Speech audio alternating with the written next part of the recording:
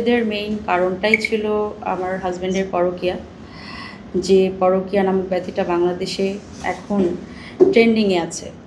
কিছুদিন পরপরই বিভিন্ন পার্সন আগে ট্রেন্ডিংয়ে থাকতো, যেমন লায়লা মামুন, তারপরে কিম আপা। এখন ট্রেন্ডিংয়ে আছে হচ্ছে পরকীয়া নামক এই নোংরা সম্পর্কটা।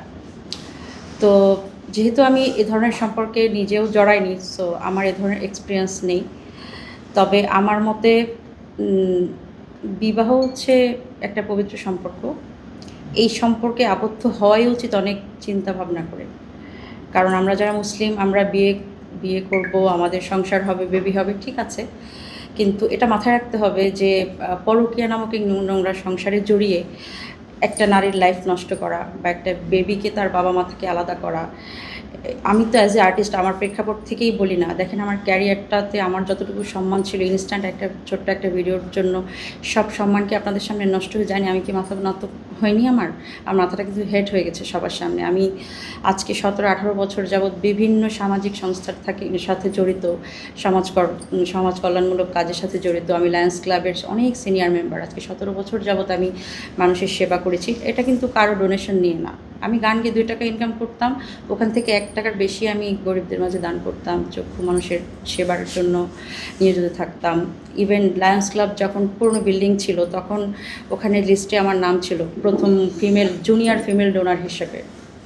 তো আমি আমার প্রেক্ষাপট থেকে খুব ভালো কিছু কাজ করেছি, যার কারণে আমার খুব অল্প বয়সে খুব সিনিয়র এবং খুব লেজেন্ডারি ব্যক্তিবর্গের সাথে বাংলাদেশে চলাফেরা করার সুযোগও হয়েছে। এই যে সম্মানজনক অবস্থানটা এত বছর ধরে ক্রিয়েট করেছিলাম, এটা সামান্য একটা ভিডিওতে ডিস্ট্রয় হয়ে গেল। আর এটা হচ্ছে আমি আমার প্রেক্ষাপট থেকে বলেছি।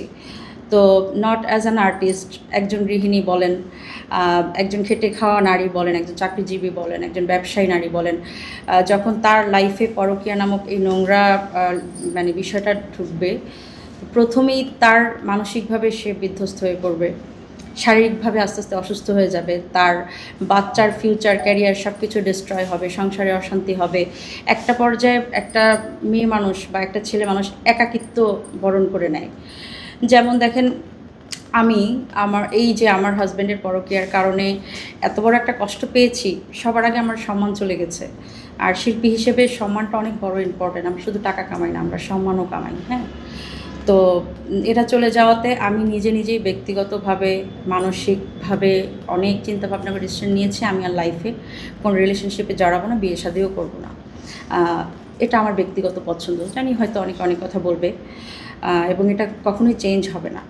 তো দেখেন, এটা কিন্তু একটা ইয়াং মেয়ে মানুষের জন্য অনেক কষ্টের। আমার লাইফের মাত্র 25-26 বছর বয়স, হয়তো বা 80% বয়স তো পড়েই আছে। একটা মেয়ে মানুষ হিসাবে আমার ছোট একটা 4-5 বছরের বাচ্চা নিয়ে আমি কিভাবে সারভাইভ করবো, সেটা একমাত্র আমি জানি। একটা মায়ের জায়গা থেকেও আমার কাজ করতে হবে, বেবির জন্য একটা বাবার জায়গা থেকেও কাজ করতে হবে। তো সেখানে আমি নিজেই তো এতিম। আমার আব্বু আম্মু মারা গিয়েছেন ভেরি রিসেন্টলি।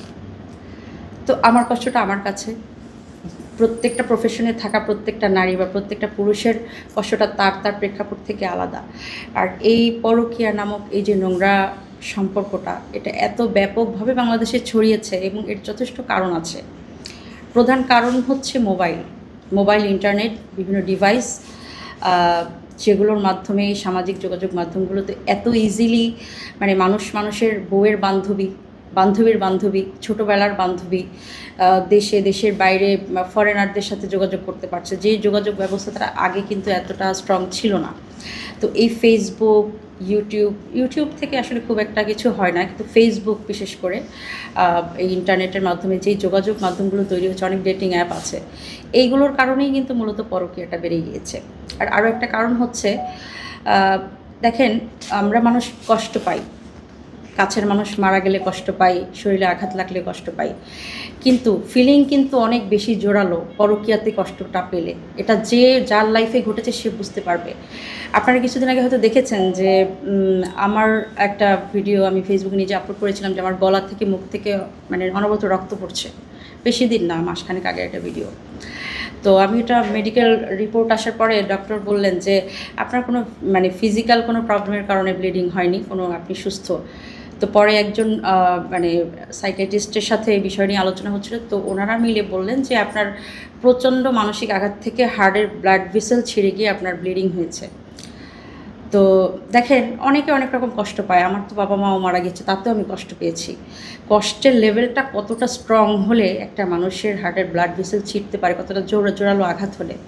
তো বললাম না যে মানুষ বিভিন্ন ওয়েতে আঘাত পায়, কষ্ট পায়, কিন্তু পরকীয়ার কষ্টটা, পরকীয়ার দুঃখটা এটা যার সাথে না ঘটে সে ফিল করতে পারে না। বাট খুনের আইন আছে, আদালত আছে, শাস্তি আছে, কিন্তু এই পরকীয়া নামক এত বড় কষ্ট দেয় মানুষকে, এত বড় অন্যায় অপরাধ হয়ে যায়, কিন্তু কোনো আইন নাই পরকীয়ার।